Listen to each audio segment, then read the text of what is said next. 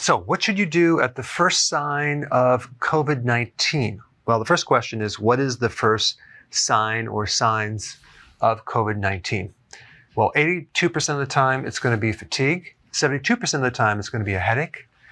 40% of the time, you're going to have a fever, which is interesting because you would think that you're going to have a fever 100% of the time, but that's not true. You may have a loss of smell. You may have a persistent cough. You may have a sore throat. And there's a lot of other symptoms. But realize this, just because you have these symptoms does not mean you have COVID-19. There's a lot of different conditions you can have for any one of these symptoms right here. If you do have an infection, what you have to realize is that all of these symptoms are being caused by your own immune system.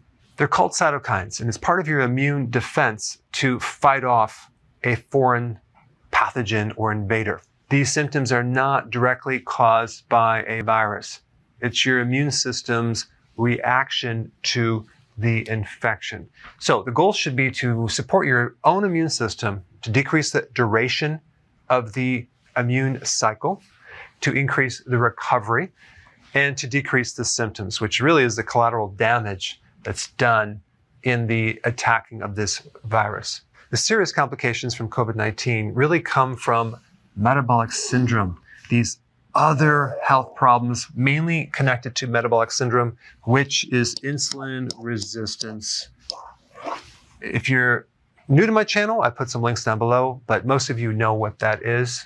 But this would relate to high blood pressure, heart problems, blood sugar issues like diabetes. All these additional other metabolic problems increase your risk for more serious complications. So, most important, drop your carbs. Start a low-carb diet. Don't start snacking on carbs. Number 2, start fasting as much as you can. Intermittent fasting is going to be really, really important because you're going to directly strengthen your immune system. All sorts of magical things happen with your immune system when you fast. You increase your stem cells, your immune system fights harder, it becomes tougher and more efficient. So these two things are probably the most important things to do. All right, next most important thing, start taking vitamin D3 immediately, 30,000 IUs. You may even want to take a little more. But the point is that when you take vitamin D3, you are directly addressing inflammation. You're dropping inflammation, and that is going to speed things up real nicely. Also, you're supporting all sorts of specific immune cells, which I've talked about in other videos. But taking 600 IUs is not going to be enough. You need to take higher amounts. And there's a lot of research on this right now in relationship to dealing with this. I'll put some links down below.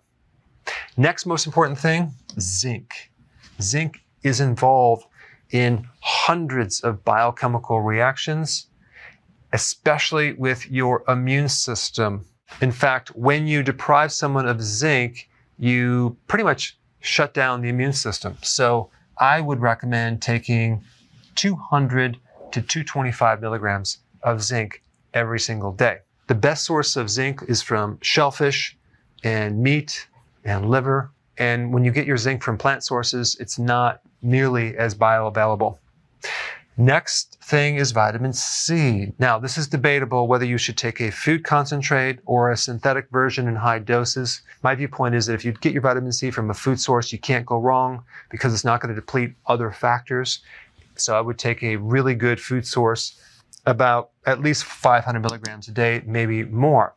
Now, if you're adamant about taking high doses of ascorbic acid, just make sure it's non-GMO because most vitamin C is made from corn starch and sulfuric acid.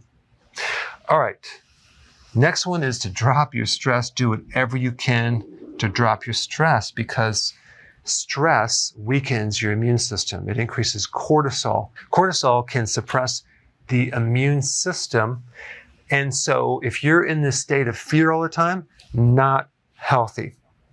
Next thing is to increase your sleep. Get more sleep. That's when your body is repairing. That's when your immune system really can rejuvenate. And the last thing I would recommend is to start heating up your body. That means frequent hot showers or taking a hot bath, or when you go to bed, turn up the heat and wear your clothes and actually sweat through the night. That will increase your temperature and mimic a fever and help speed up the recovery of this infection. And of course, just check with your doctor before taking these recommendations. Thanks for watching.